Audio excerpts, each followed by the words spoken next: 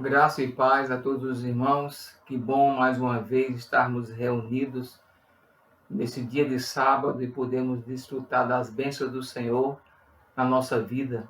Sabemos que nesses momentos de crise podemos sentir a presença do Espírito Santo agindo na vida de cada um de nós, quando nós temos um encontro com a palavra de Deus.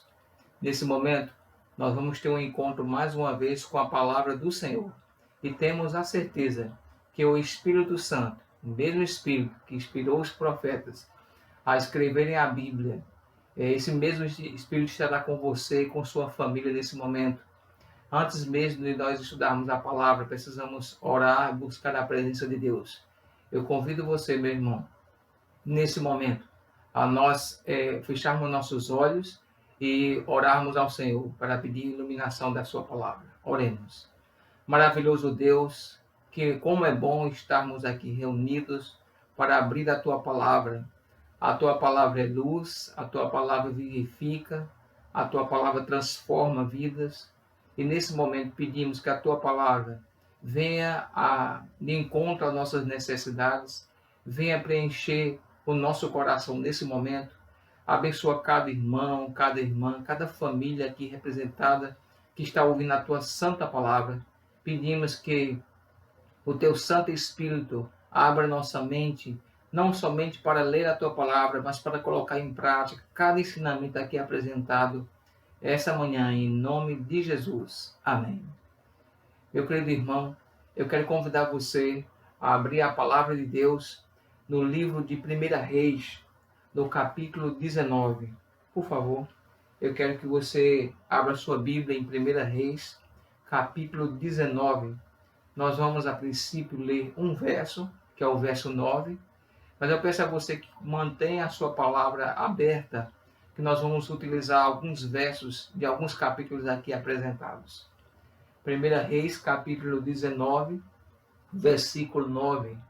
A palavra de Deus diz assim: Ali entrou numa caverna, onde passou a noite, e eis que lhe veio a palavra do Senhor, e lhe disse: Que fazes aqui, Elias?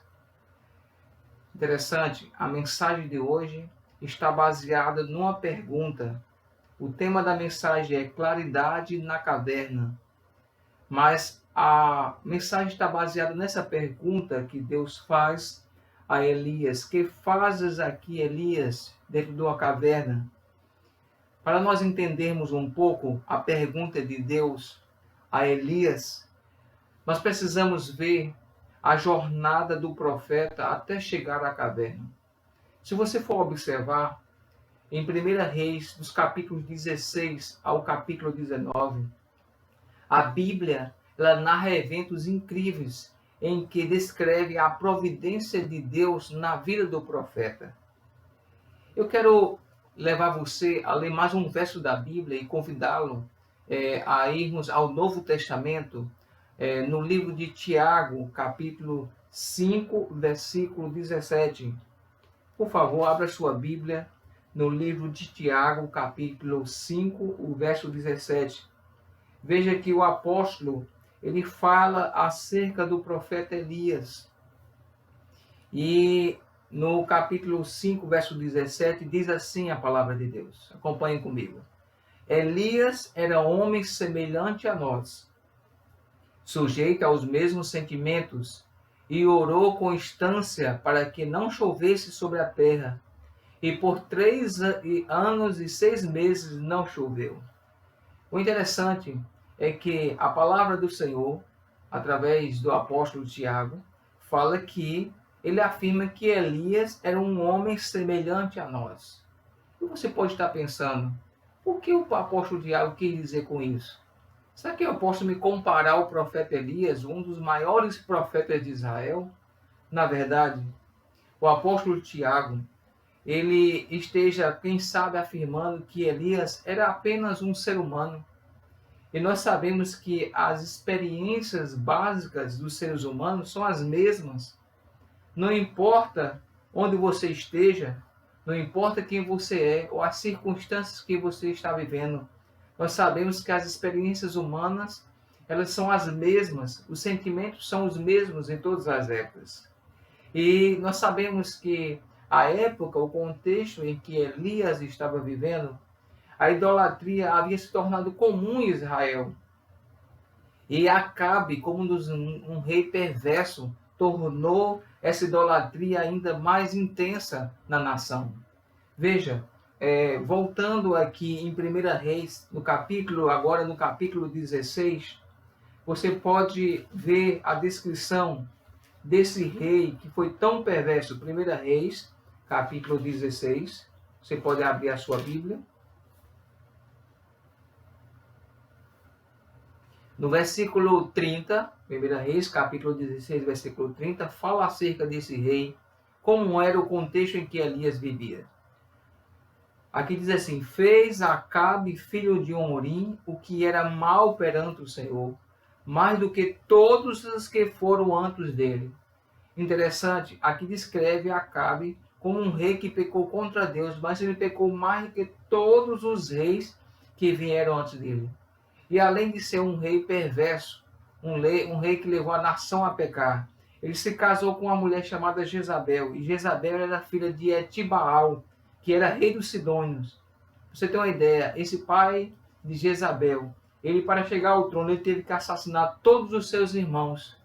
E o interessante é que Jezabel, nós podemos dizer que não era apenas uma mulher má. Na verdade, Jezabel era uma missionária do mal. Jezabel chegou a matar muitos profetas e ela adotou a adoração a Baal em toda a nação, em todo o povo de Israel. Interessante que o povo de Israel, eles não haviam abandonado completamente a Deus. Dá a entender que eles estavam servindo a Deus em um momento e em outro momento estavam servindo a Baal. E eu queria destacar com vocês apenas o ministério de Elias foi um ministério repleto de milagres. E os milagres parecem acompanhar toda a vida de Elias. E isso torna ele uma pessoa confiante em sua fé. Quer descrever alguns milagres? Por exemplo, nós podemos destacar alguns milagres que Elias realizou em todo o seu ministério. Ele, por exemplo, ele enfrenta Acabe e promete uma seca. E no momento que ele promete a seca, a seca começa a aparecer. Ele foi alimentado pelos corvos, isso aí foi um grande milagre, está descrito na Bíblia. Outro milagre que Elias realizou foi a viúva de Sarepta também o alimentou milagrosamente, uma viúva que não tinha nada. Aconteceu um grande milagre em alimentar o profeta. Outro milagre foi quando o filho da viúva morre e Elias restaura a sua vida. Isso está em 1 Reis, capítulo 17, no versículo 17, 22 e 23. Outro milagre foi Elias confrontou Acabe no Monte Carmelo. Interessante e é impressionante a atitude desse grande profeta, suas realizações, porque Elias ouve e Deus fala. Interessante que Elias promete e a comida aparece. Elias ora e não há chuva. Veja que profeta extraordinário. Ele implora a Deus e aquela criança que estava morta, ela ressuscita. Elias convoca um tira-teima entre Deus e Baal. E nós conhecemos, a Bíblia diz que Deus responde aquela oração com fogo que consumiu todo aquele altar. Dá a impressão que esse profeta era um profeta destemido e aparentemente invencível. Mas interessante que por trás dessa trajetória de Elias estava o desafio de Elias que ele fez ao povo de Israel. E esse desafio, convido você a ler, está em 1 Reis, capítulo 18, no versículo 21. Veja as palavras do profeta, aquela nação que estava longe de Deus. Capítulo 18, versículo 21, a palavra de Deus diz assim: Então Elias se chegou a todo o povo e disse: Até quando cocheareis entre dois pensamentos? Se o Senhor é Deus, segui-o. Se é Baal, segui-o. Porém, o povo nada lhe respondeu. Veja, Elias está desafiando um povo a escolher de qual lado eles estariam? Do lado de Deus ou do lado de Baal? Mas o que mais me impressiona é o que significa a falta de resposta de Israel ao apelo de Elias. Veja que o profeta, ele faz uma pergunta à nação, mas a nação não responde. No final do verso 21, porém, o povo nada lhe respondeu. O que significa isso? Nós podemos entender a não resposta de Israel ao profeta na palavra quando Elias diz assim: até quando cocheareis entre dois pensamentos? Interessante que a palavra cochear vem de coxo, e coxo quer dizer manco. É como se alguém tivesse uma perna quebrada, uma perna sadia, uma perna quebrada. Eu diria que naquele momento Israel estava com a perna da fé, saudável. Essa perna era o momento em que eles adoravam ao Senhor. Mas também Israel, ele tinha uma perna coxa, uma perna quebrada. E essa perna quebrada significa adoração a Baal.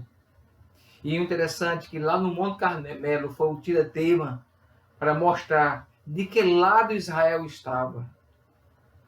Eu quero que você pare um pouco, meu irmão, e pense na atitude de Israel, cuja adoração estava dividida.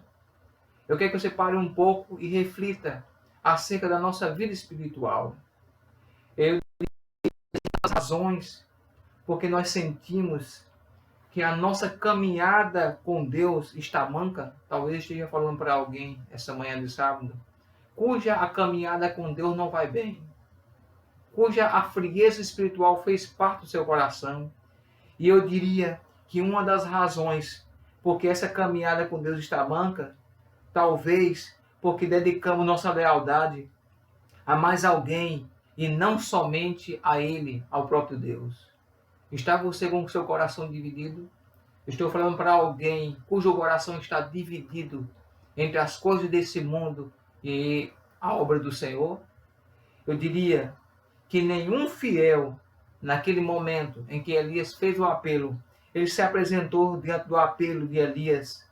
E talvez seja por causa disso que Elias chegou a falar para Deus que ele era o único que se encontrava em Israel, porque nenhum se decidiu. Se nós pararmos para pensar, o Monte Carmelo foi, sem dúvida, o momento mais marcante do ministério de Elias.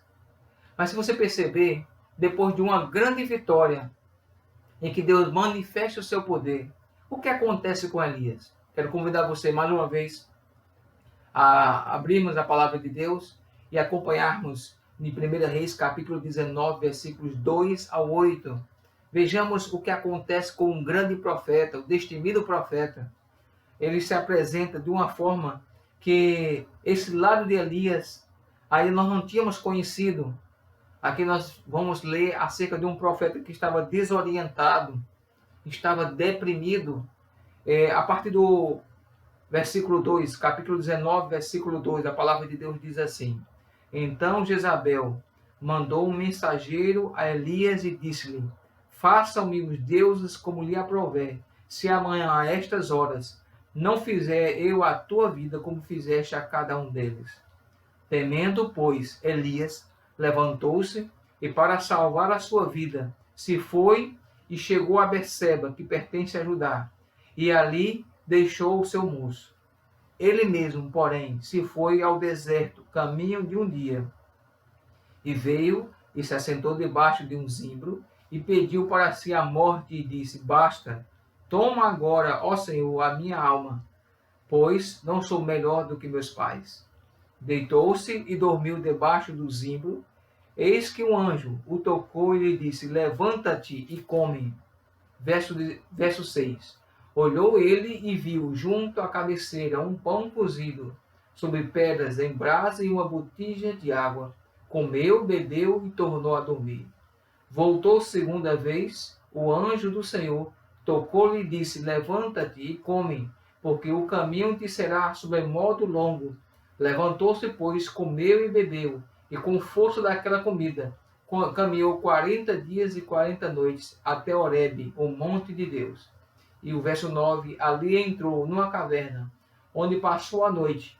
E eis que lhe veio a palavra do Senhor e lhe disse: que fazes aqui, Elias? Interessante. Agora nós podemos realmente entender um pouco a pergunta que Deus fez ao profeta: que fazes aqui, Elias? Interessante que Deus teve que abordar o seu audacioso profeta com a pergunta. Aquele profeta audacioso, aquele profeta corajoso, que esteve sempre defendendo a verdade, agora estava escondido. Quem sabe estava se acovardando, estava desistindo da sua própria vida, estava deprimido. Talvez nesse momento eu esteja falando para alguém que está vivendo um momento difícil. A crise tem abalado a sua vida. Talvez esteja falando para alguém que está desanimado, acha que não há boas perspectivas para o futuro. Eu quero dizer uma coisa para você. A sua vida é semelhante à vida do profeta Elias. Como seres humanos, passamos por essas dificuldades, por essas lutas. E o interessante é que o próprio Deus foi necessário que o próprio Deus fosse atrás do seu profeta. Esse profeta que antes era um profeta corajoso, audacioso, cheio de fé. Agora ele teve que abordar ele. O que fazes aqui, Elias? O que é que você está fazendo aqui? Interessante, a voz do Senhor convidou Elias a sair da caverna, porque o próprio Deus queria que Elias tivesse uma visão acerca desse Deus maravilhoso. E para ter essa visão, ele tinha que sair da caverna. E o interessante é que aqui no verso 11 e 12, do capítulo 19, diz assim: disse-lhe Deus: sai e põe-te neste monte perante o Senhor. Eis que passava o Senhor, e um grande e forte vento fendia os montes e despedaçava as penhas diante do Senhor. Porém o Senhor não estava no vento. Depois do vento, um terremoto, mas o Senhor não estava no terremoto. Depois do terremoto, um fogo, mas o Senhor não estava no fogo. E depois do fogo, uma brisa tranquila, um cicílio tranquilo e suave, e o Senhor estava na brisa suave. Interessante que nós podemos ver que a manifestação de Deus ao profeta, a Bíblia diz que o Senhor não estava no vento. A Bíblia também diz que o Senhor não estava num grande terremoto. Também não estava no fogo. A presença de Deus se manifestou numa brisa suave. A pergunta de Deus é repetida naquele momento aqui a Elias. O que fazes aqui, Elias, pela segunda vez? E o interessante que a Bíblia diz que Elias responde, mas a resposta de Elias é de um lamento de alguém que estava desistindo. Onde é que estava aquele profeta grandioso? Onde estava aquele profeta audacioso que agora estava querendo desistir da vida, desistir do ministério? Entretanto, nós podemos aprender aqui uma grande lição. É no silêncio, fora da caverna, que Elias teve um encontro com Deus. Talvez exista mais valor na solidão do que percebemos. Eu volto a repetir aos irmãos. Talvez você esteja vivendo momentos de solidão. Talvez você esteja achando tudo isso estranho. Viver isolado. Mas talvez exista mais valor na solidão do que nós podemos perceber. E para descrever isso, a escritora Ellen White comentou a necessidade de Cristo de estar sozinho. Isso está no livro Desejado de Todas as Nações, na página 46. Ela diz exatamente assim. Eu queria que você acompanhasse nesse momento, vai aparecer na tela. Diz assim: como uma pessoa identificada conosco, participando de nossas necessidades e fraquezas, dependia inteiramente de Deus. E no lugar oculto de oração, buscava força divina, a fim de poder sair fortalecido para o dever e provação. No mundo de pecado, Jesus suportou lutas e torturas de alma. Em comunhão com Deus, podia aliviar as dores que o esmagavam. Ali encontrava conforto e alegria. Interessante que a experiência de Elias nos ensina que Deus fala a nós no silêncio. E se nós estivermos quietos, como Elias estava, atentos, seremos restaurados. Você quer ser restaurado? Você quer provar da bênção de Deus em sua vida no meio da crise? Esteja quieto. Esteja ouvindo a voz de Deus. Esteja em silêncio. Reserve um momento de comunhão com o Senhor, porque é na comunhão com Deus que você vai poder restaurar a sua vida espiritual. Elias estava no silêncio. Deus não se manifestou no fogo, nem no terremoto. Deus não se manifestou no vento, mas a voz de Deus se manifestou no silêncio, na brisa suave. E nós podemos presenciar o quão importante é a comunhão com Deus. Através da descrição de Ellen White, se a comunhão com Deus era importante para Cristo, as tentações que ele vivia, as lutas que ele enfrentava, ele achava força na comunhão com Deus. Se ele, como Deus, necessitava estar em comunhão com Deus, com seu Pai, estar em comunhão para buscar força de Deus, imagine nós, seres humanos, que fica aqui a lição a cada um de nós. Aproveitemos esses momentos de isolamento, de solidão, para buscarmos mais a Deus e sairmos fortalecidos. E eu quero, nesse momento, irmãos, nessa parte final da mensagem, descrever que a vida de Elias ela é redirecionada. Deus dá algumas informações para Elias e redireciona a vida dele. O que é que Deus fez para que aquele profeta deprimido pudesse se levantar e sair para a batalha? Isso se encontra em 1 Reis, capítulo 19, os versículos 15 a 18. Através desses 3 versos, nós podemos tirar 3 verdades de Deus transmitiu para Elias. Capítulo 19, versículos 15 a 18. A palavra de Deus diz assim: Disse-lhe o Senhor: Vai, volta ao teu caminho para o deserto de Damasco, e em chegando lá, unge a Azael, rei sobre a Síria. A Jeú, filho de Nissim, ungirás rei sobre Israel, e também Eliseu, filho de Safate, de Abel-Meolá, ungirás profeta em teu lugar. Quem escapar à espada de Azael, Jeú o matará. Quem escapar à espada de Jeú, Eliseu o matará. Também conservei em Israel 7.000 todos os joelhos que não dobraram a Baal, e toda a boca que não o beijou. Interessante, que maravilha. Nós podemos tirar aqui 3 lições, 3 verdades importantes, através desses versos, que Deus transmitiu para Elias e quer transmitir para cada um de nós. A primeira verdade se encontra no verso 15, quando Deus diz assim: Disse-lhe o Senhor, vai, volta ao teu caminho. A primeira verdade é: levante-se e vá. Essa é a primeira verdade. O que podemos perceber que a palavra imperativa aqui é vá, mexa-se. O que podemos aprender com isso? Podemos aprender que nós, quando caminhamos com Deus, nós descobrimos a oportunidade que Ele tem para nós. Você só vai descobrir as oportunidades de Deus para a sua vida quando você caminhar com Deus, quando você ouvir a voz de Deus e obedecer a Ele. Levantar-se. Levante-se. A Bíblia está convocando você a fazer algo. Nós podemos usar muitas vezes as redes sociais. Quantas vezes as redes sociais foram usadas, mas não com o propósito de evangelizar? Essa é a oportunidade que você tem para evangelizar através das redes sociais. Quem sabe você tem que fazer algo como orar. Se chegou o momento de nós orarmos, esse é o momento de buscarmos a Deus. Outra coisa que nós podemos fazer é doar alimentos.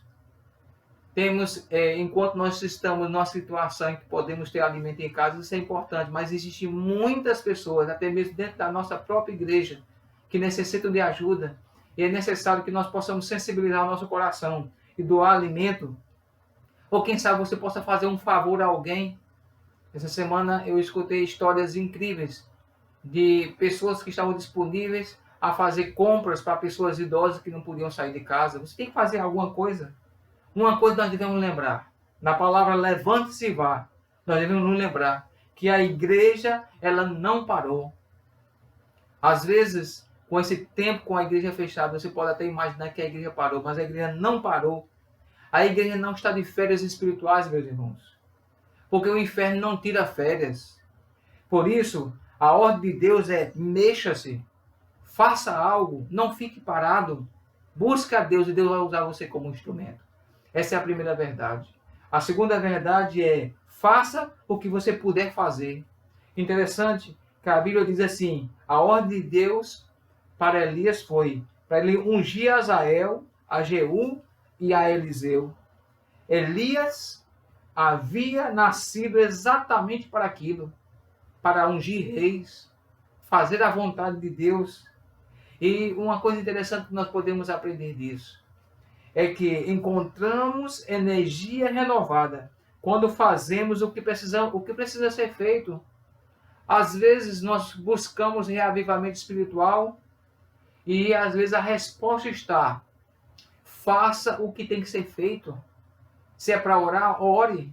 Se é para doar, doe. Se é para atender a necessidade das pessoas, fazer um favor, faça. Porque é fazendo assim que você vai renovar suas energias. É fazendo assim que você vai buscar a Deus e vai renovar sua vida espiritual. Agora, a terceira lição que nós queremos deixar aqui, através do conselho de Deus a Elias: saiba que você não está sozinho. Essa é uma grande verdade.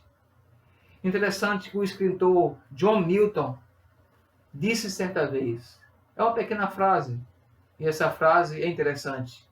Ele diz assim: a solidão é a primeira coisa que Deus apontou como não sendo boa na criação. Isso está em Gênesis capítulo 2, versículo 18.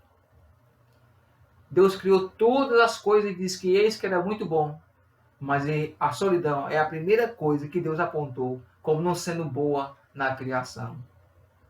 Se você parar para pensar, em algum nível, nós, seres humanos, estamos só, quem sabe, em nossos pensamentos, em nossos temores, em nossas admirações.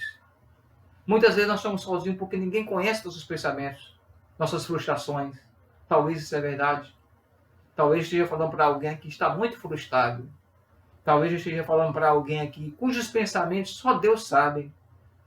Talvez eu esteja falando para alguém que falta uma admiração por parte de alguém. Você se sentiu só? Elias também se sentia só. É tanto que ele disse: Senhor, só eu restei em Israel. Mas o interessante é que Elias se sentiu só, mas com bravura ele confirmou sua lealdade a Deus.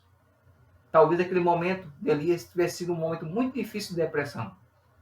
Um momento muito difícil. Talvez você esteja até nesse momento vivendo um momento assim, desanimado, sem perspectiva do futuro. Elias estava se sentindo assim. Mas a lealdade de Elias ainda se encontrava, para com Deus se encontrava em seu coração.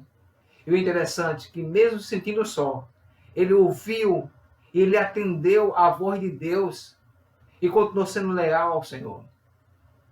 Eu quero concluir essa mensagem fazendo um apelo a você. O que você está fazendo aqui? Essa pergunta, ela ressoa hoje.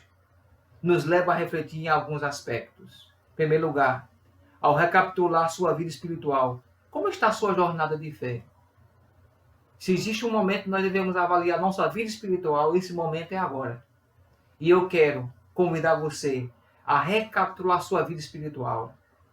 Quem sabe sua vida espiritual ou a minha vida espiritual tenha ficado no passado. Deus quer que você renove sua vida espiritual. Quem sabe sua vida espiritual se encontra dentro de uma caverna. Não é lá que Deus quer que você fique. Você ouviu a voz de Deus e lhe impedindo a se mexer? Será que você ouve a voz do Senhor lhe chamando a sair de onde você está e agir?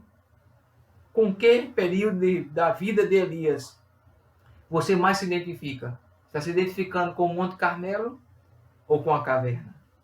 O que nós aprendemos com a vida de Elias é que Deus nos convida a ouvir sua voz no silêncio. Nesse momento, nós aprendemos que Deus, ele, apesar das nossas lutas, apesar da vida de muitas pessoas que se encontram deprimidas, nós aprendemos como Deus nos transmite esperança e clareza para a nossa vida em tempos de depressão. Nesse momento, eu quero convidar você a fazer uma oração, a entregar sua vida ao Senhor. Mesmo que você se encontre nesse momento triste, desanimado, eu quero entregar sua vida ao Senhor. Se nesse momento você quer se comprometer com o Senhor, a sair da caverna, a sair da escuridão, porque o tema é claridade na caverna.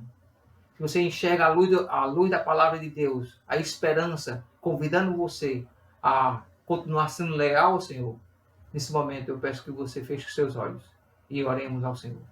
Maravilhoso Deus, querido Pai Celeste, aqui está teu povo, Senhor, que se compromete a continuar sendo leal a Ti. É certo que essa crise veio trazer muitas dificuldades. Talvez esteja falando para alguém que esteja vivendo uma dificuldade financeira. E isso é real. Isso é a presença do nosso país, o que está acontecendo no nosso país. Mas mesmo diante dessa dificuldade financeira, que esse irmão permaneça com a fidelidade em seu coração, tendo a certeza que esse mesmo Deus é o Deus que o mantém e o sustenta. Talvez esteja falando para alguém que esteja até tomando remédio para a depressão ou a ansiedade. Senhor Deus, essa pessoa precisa sair da caverna. Que ele possa entender que existe um Deus que está guiando a história e que ele não está só. Ele precisa confiar nesse Deus maravilhoso, ele precisa intensificar mais essa comunhão com Deus. E ele possa, assim como Elias, encontrar sentido para a sua vida e realizando os propósitos de Deus. Meu Deus, continue abençoando a tua igreja, que ela caminhe firme, porque sabemos que estamos próximos do fim. Precisamos estar preparados. Nós entregamos a tua igreja em tuas santas mãos, que as bênçãos de Deus recaiam sobre ela, em nome de Jesus. Amém.